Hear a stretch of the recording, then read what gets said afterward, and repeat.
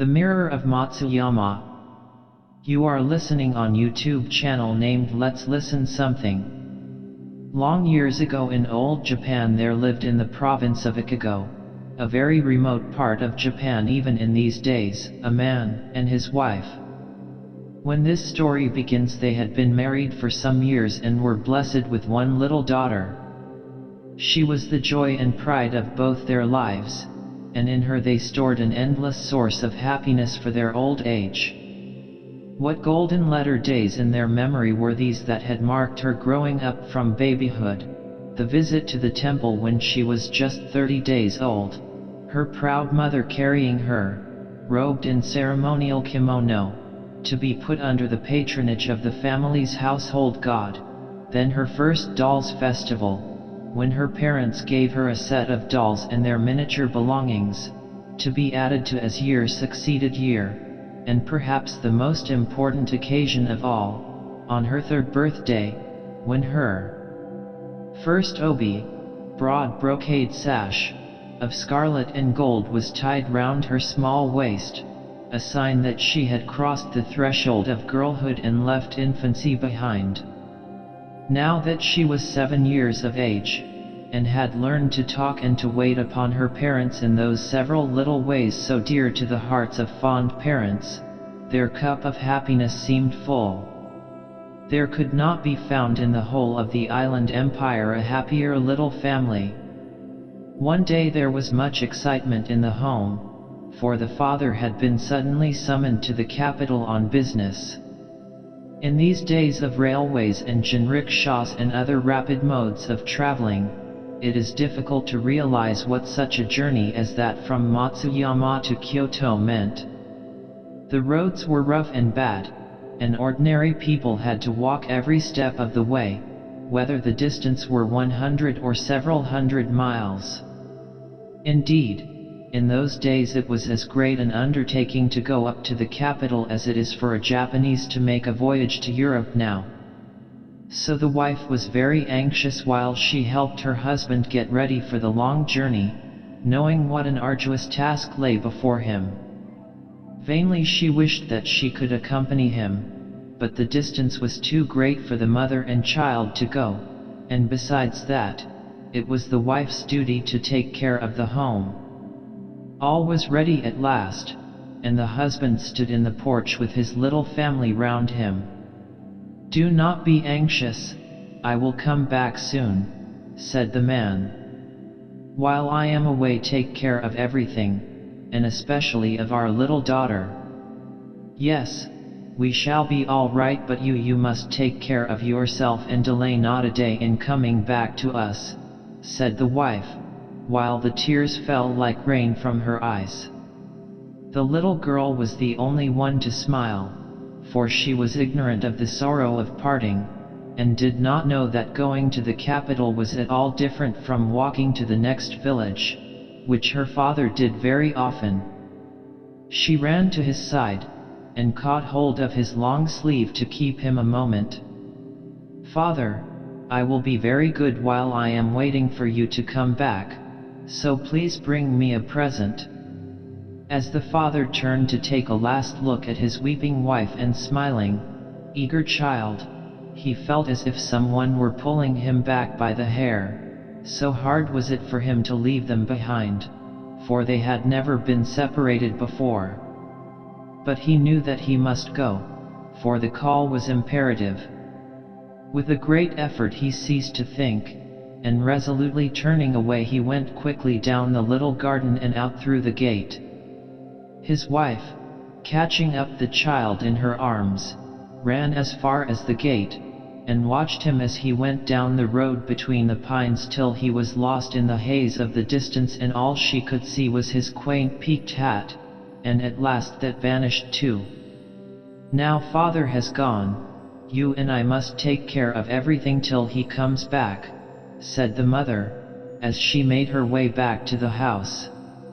"Yes, I will be very good," said the child, nodding her head, "and when father comes home please tell him how good I have been, and then perhaps he will give me a present." Father is sure to bring you something that you want very much. I know, for I asked him to bring you a doll. You must think of Father every day, and pray for a safe journey till he comes back. Oh, yes, when he comes home again how happy I shall be, said the child, clapping her hands, and her face growing bright with joy at the glad thought. It seemed to the mother as she looked at the child's face that her love for her grew deeper and deeper. Then she set to work to make the winter clothes for the three of them. She set up her simple wooden spinning wheel and spun the thread before she began to weave the stuffs. In the intervals of her work she directed the little girl's games and taught her to read the old stories of her country. Thus did the wife find consolation in work during the lonely days of her husband's absence. While the time was thus slipping quickly by in the quiet home, the husband finished his business and returned. It would have been difficult for anyone who did not know the man well to recognize him. He had traveled day after day, exposed to all weathers, for about a month altogether, and was sunburnt to bronze, but his fond wife and child knew him at a glance, and flew to meet him from either side, each catching hold of one of his sleeves in their eager greeting. Both the man and his wife rejoiced to find each other well. It seemed a very long time to all till the mother and child helping his straw sandals were untied, his large umbrella hat taken off, and he was again in their midst in the old familiar sitting room that had been so empty while he was away. As soon as they had sat down on the white mats, the father opened a bamboo basket that he had brought in with him, and took out a beautiful doll and a lacquer box full of cakes. "Here," he said to the little girl, "is a present for you. It is a prize for taking care of mother and the house so well while I was away." "Thank you," said the child, as she bowed her head to the ground, and then put out her hand just like a little maple leaf with its eager widespread fingers to take the doll and the box, both of which, coming from the capital, were prettier than anything she had ever seen. No words can tell how delighted the little girl was. Her face seemed as if it would melt with joy, and she had no eyes and no thought for anything else. Again the husband dived into the basket, and brought out this time a square wooden box, carefully tied up with red and white string, and handing it to his wife, said, "And this is for you." The wife took the box, and opening it carefully took out a metal disc with a handle attached. One side was bright and shining like a crystal, and the other was covered with raised figures of pine trees and storks, which had been carved out of its smooth surface in lifelike reality. Never had she seen such a thing in her life, for she had been born and bred in the rural province of Ikago. She gazed into the shining disc, and looking up with surprise and wonder pictured on her face, she said, "I see somebody looking at me in this round thing. What is it that you have given me?" The husband laughed and said, "Why, it is your own face that you see. What I have brought you is called a mirror, and whoever looks into its clear surface can see their own form reflected there. Although there are none to be found in this out-of-the-way place, yet they have been in use in the capital from the most ancient times. There the mirror is considered a very necessary requisite for a woman to possess. There is an old proverb that as the sword is the soul of a samurai, so is the mirror the soul of a woman, and according to popular tradition, a woman's mirror is an index to her own heart. If she keeps it bright and clear, so is her heart pure and good. It is also one of the treasures that form the insignia of the emperor. So you must lay great store by your mirror, and use it carefully." The wife listened to all her husband told her, and was pleased at learning so much that was new to her. She was still more pleased at the precious gift, his token of remembrance while he had been away. "If the mirror represents my soul, I shall certainly treasure it as a valuable possession, and never will I use it carelessly." Saying so, she lifted it as high as her forehead, in grateful acknowledgement of the gift, and then shut it up in its box and put it away. The wife saw that her husband was very tired, and set about serving the evening meal and making everything as comfortable as she could for him. It seemed to the little family as if they had not known what true happiness was before, so glad were they to be together again, and this evening the father had much to tell of his journey and of all he had seen at the great capital. Time passed away in the peaceful home, and the parents saw their fondest hopes realized as their daughter grew from childhood into a beautiful girl of 16. As a gem of priceless value is held in its proud owner's hand, so had they reared her with unceasing love and care, and now their pains were more than doubly rewarded.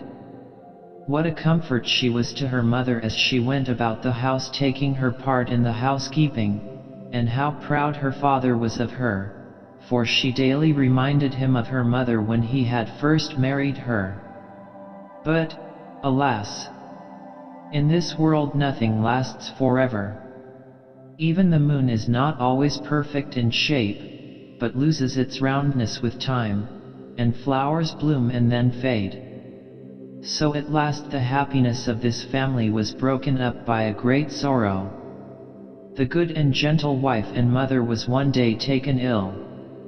In the first days of her illness the father and daughter thought that it was only a cold, and were not particularly anxious.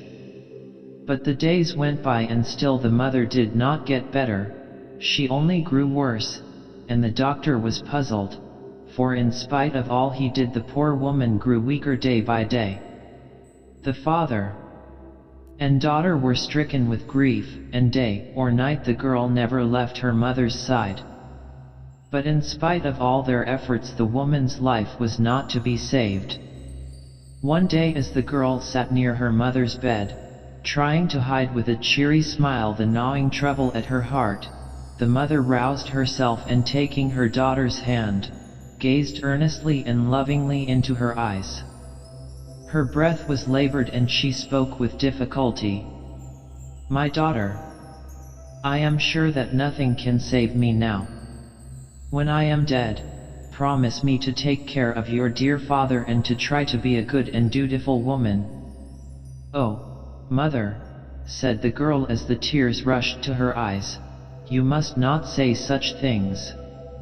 All you have to do is to make haste and get well. That will bring the greatest happiness to father and myself." "Yes, I know, and it is a comfort to me in my last days to know how greatly you long for me to get better, but it is not to be. Do not look so sorrowful, for it was so ordained in my previous state of existence that I should die in this life just at this time. Knowing this, I am quite resigned to my fate. And now I have something to give you whereby to remember me when I am gone." Putting her hand out, she took from the side of the pillow a square wooden box tied up with a silken cord and tassels. Undoing this very carefully, she took out of the box the mirror that her husband had given her years ago. "When you were still a little child your father went up to the capital and brought me back as a present this treasure. It is called a mirror. This I give you before I die. If, after I have ceased to be in this life, you are lonely and long to see me sometimes, then take out this mirror and in the clear and shining surface you will always see me, so will you be able to meet with me often and tell me all your heart, and though I shall not be able to speak, I shall understand and sympathize with you, whatever may happen to you in the future." With these words the dying woman handed the mirror to her daughter. The mind of the good mother seemed to be now at rest, and sinking back without another word her spirit passed quietly away that day. The bereaved father and daughter were wild with grief, and they abandoned themselves to their bitter sorrow. They felt it to be impossible to take leave of the loved woman who till now had filled their whole lives and to commit her body to the earth. But this frantic burst of grief passed, and then they took possession of their own hearts again, crushed though they were in resignation. In spite of this, the daughter's life seemed to her desolate. Her love for her dead mother did not grow less with time, and so keen was her remembrance, that everything in daily life, even the falling of the rain and the blowing of the wind, reminded her of her mother's death and of all that they had loved and shared together. One day when her father was out, and she was fulfilling her household duties alone, her loneliness and sorrow seemed more than she could bear. She threw herself down in her mother's room and wept as if her heart would break. Poor child! She longed just for one glimpse of the loved face, one sound of the voice calling her pet name, or for one moment's forgetfulness of the aching void in her heart. Suddenly she sat up. Her mother's last words had rung through her memory, hitherto dulled by grief. "Oh, my mother told me when she gave me the mirror as a parting gift, that whenever I looked into it I should be able to meet her, to see her. I had nearly forgotten her last words. How stupid I am! I will get the mirror now and see if it can possibly be true." She dried her eyes quickly, and going to the cupboard took out the box that contained the mirror, her heart beating with expectation as she lifted the mirror out and gazed into its smooth face. Behold, her mother's words were true. In the round mirror before her she saw her mother's face, but, oh, the joyful surprise! It was not her mother, thin and wasted by illness, but the young and beautiful woman as she remembered her far back in the days of her own earliest childhood. It seemed to the girl that the face in the mirror must soon speak, almost that she heard the voice of her mother telling her again to grow up a good woman and a dutiful daughter, so earnestly did the eyes in the mirror look back into her own. "It is certainly my mother's soul that I see. She knows how miserable I am without her, and she has come to comfort me. Whenever I long to see her she will meet me here. How grateful I ought to be." And from this time the weight of sorrow was greatly lightened for her young heart. Every morning, to gather strength for the day's duties before her, and every evening, for consolation before she lay down to rest, did the young girl take out the mirror and gaze at the reflection which in the simplicity of her innocent heart she believed to be her mother's soul. Daily she grew in the likeness of her dead mother's character, and was gentle and kind to all, and a dutiful daughter to her father. A year spent in mourning had thus passed away in the little household, when, by the advice of his relations, the man married again, and the daughter now found herself under the authority of a stepmother. It was a trying position, but her days spent in the recollection of her own beloved mother, and of trying to be what that mother would wish her to be, had made the young girl docile and patient, and she now determined to be filial and dutiful to her father's wife, in all respects. Everything went on apparently smoothly in the family for some time under the new regime. There were no winds or waves of discord to ruffle the surface of everyday life, and the father was content. But it is a woman's danger to be petty and mean, and stepmothers are proverbial all the world over, and this one's heart was not as her first smiles were. As the days and weeks grew into months, the stepmother began to treat the motherless girl unkindly and to try and come between the father and child. Sometimes she went to her husband and complained of her stepdaughter's behavior, but the father, knowing that this was to be expected, took no notice of her ill-natured complaints. Instead of lessening his affection for his daughter, as the woman desired, her grumblings only made him think of her the more. The woman soon saw that he began to show more concern for his lonely child than before. This did not please her at all, and she began to turn over in her mind how she could, by some means or other, drive her stepchild out of the house. So crooked did the woman's heart become. She watched the girl carefully, and one day peeping into her room in the early morning, she thought she discovered a grave enough sin of which to accuse the child to her father. The woman herself was a little frightened too at what she had seen. So she went at once to her husband, and wiping away some false tears she said in a sad voice, "Please give me permission to leave you today." The man was completely taken by surprise at the suddenness of her request, and wondered whatever was the matter. "Do you find it so disagreeable," he asked, "in my house, that you can stay no longer?" "No. No. It has nothing to do with you. Even in my dreams I have never thought that I wished to leave your side, but if I go on living here I am in danger of losing my life, so I think it best for all concerned that you should allow me to go home." And the woman began to weep afresh. Her husband, distressed to see her so unhappy, and thinking that he could not have heard aright, said, "Tell me what you mean. How is your life in danger here?" "I will tell you since you ask me. Your daughter dislikes me as her stepmother. For some time past she has shut herself up in her room morning and evening, and looking in as I pass by, I am convinced that she has made an image of me and is trying to kill me by magic art, cursing me daily. It is not safe for me to stay here. Such being the case, indeed, I must go away. We cannot live under the same roof anymore." The husband listened to the dreadful tale, but he could not believe his gentle daughter guilty of such an evil act.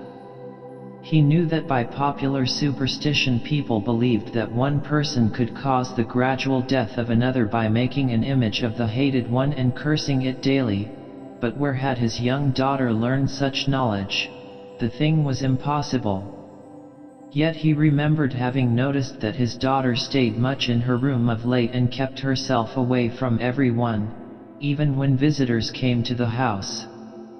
Putting this fact together with his wife's alarm, he thought that there might be something to account for the strange story.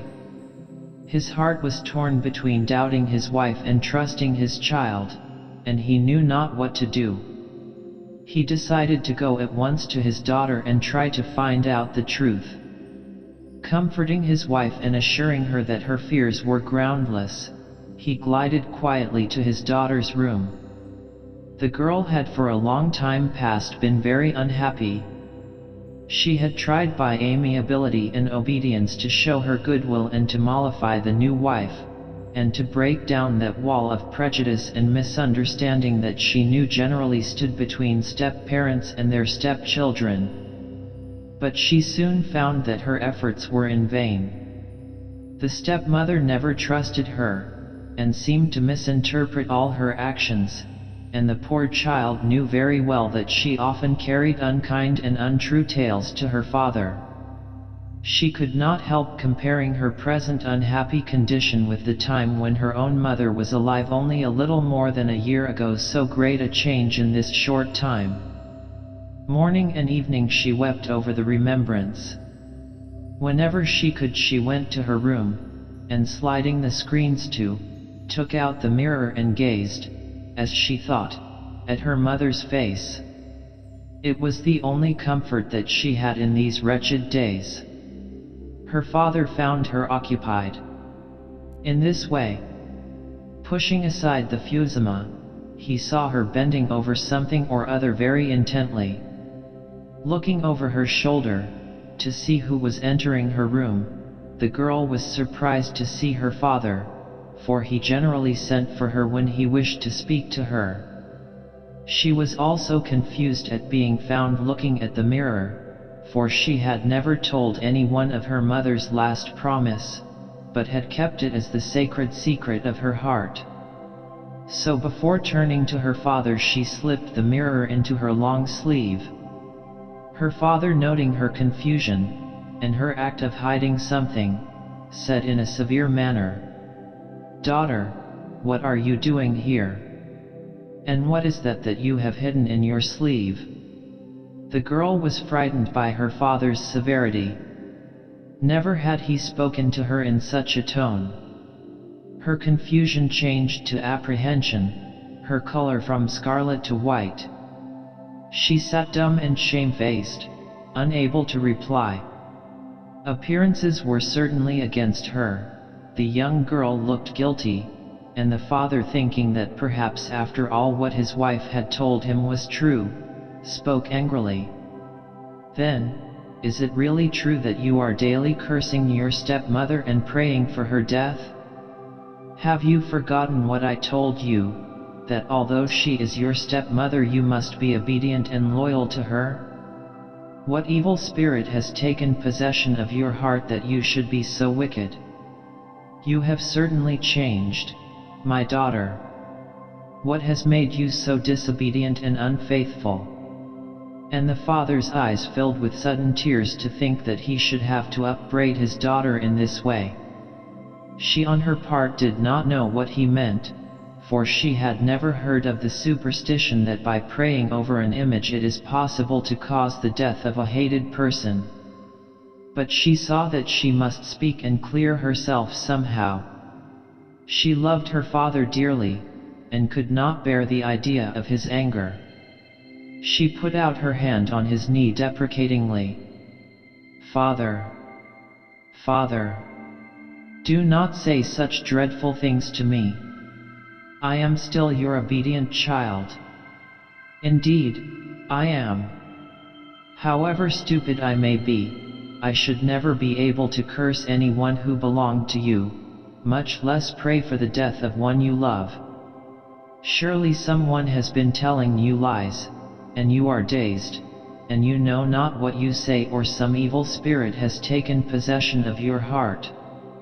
As for me, I do not know, no, not so much as a dewdrop, of the evil thing of which you accuse me." But the father remembered that she had hidden something away when he first entered the room, and even this earnest protest did not satisfy him. He wished to clear up his doubts once for all. "Then why are you always alone in your room these days? And tell me, what is that you have hidden in your sleeve? Show it to me at once." Then the daughter, though shy of confessing how she had cherished her mother's memory, saw that she must tell her father all in order to clear herself. So she slipped the mirror out from her long sleeve and laid it before him. "This," she said, "is what you saw me looking at just now." "Why," he said in great surprise, "this is the mirror that I brought as a gift to your mother when I went up to the capital many years ago. And so you have kept it all this time? Now, why do you spend so much of your time before this mirror?" Then she told him of her mother's last words, and of how she had promised to meet her child whenever she looked into the glass. But still the father could not understand the simplicity of his daughter's character in not knowing that what she saw reflected in the mirror was in reality her own face, and not that of her mother. "What do you mean?" he asked. "I do not understand how you can meet the soul of your lost mother by looking in this mirror." "It is indeed true," said the girl, "and if you don't believe what I say, look for yourself." And she placed the mirror before her. There, looking back from the smooth metal disc, was her own sweet face. She pointed to the reflection seriously. "Do you doubt me still?" she asked earnestly, looking up into his face. With an exclamation of sudden understanding, the father smote his two hands together. "How stupid I am! At last I understand. Your face is as like your mother's as the two sides of a melon. Thus you have looked at the reflection of your face all this time, thinking that you were brought face to face with your lost mother. You are truly a faithful child." It seems at first a stupid thing to have done, but it is not really so. It shows how deep has been your filial piety, and how innocent your heart. Living in constant remembrance of your lost mother has helped you to grow like her in character. How clever it was of her to tell you to do this. I admire and respect you, my daughter, and I am ashamed to think that for one instant I believed your suspicious stepmother's story and suspected you of evil, and came with the intention of scolding you severely, while all this time you have been so true and good. Before you I have no countenance left, and I beg you to forgive me." And here the father wept.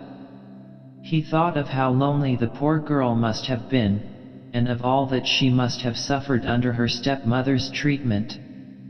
His daughter steadfastly keeping her faith and simplicity in the midst of such adverse circumstances, bearing all her troubles with so much patience and amiability, made him compare her to the lotus which rears its blossom of dazzling beauty out of the slime and mud of the moats and ponds, fitting emblem of a heart which keeps itself unsullied while passing through the world. The stepmother, anxious to know what would happen, had all this while been standing outside the room. She had grown interested, and had gradually pushed the sliding screen back till she could see all that went on. At this moment she suddenly entered the room, and dropping to the mats, she bowed her head over her outspread hands before her stepdaughter. "I am ashamed. I am ashamed," she exclaimed in broken tones. "I did not know what a filial child you were. Through no fault of yours, but with a stepmother's jealous heart, I have disliked you all the time. Hating you so much myself, it was but natural that I should think you reciprocated the feeling, and thus when I saw you retire so often to your room I followed you, and when I saw you gaze daily into the mirror for long intervals, I concluded that you had found out how I disliked you, and that you were out of revenge trying to take my life by magic art. As long as I live I shall never forget the wrong I have done you in so misjudging you, and in causing your father to suspect you. From this day I throw away my old and wicked heart, and in its place I put a new one, clean and full of repentance. I shall think of you as a child that I have borne myself. I shall love and cherish you with all my heart, and thus try to make up for all the unhappiness I have caused you.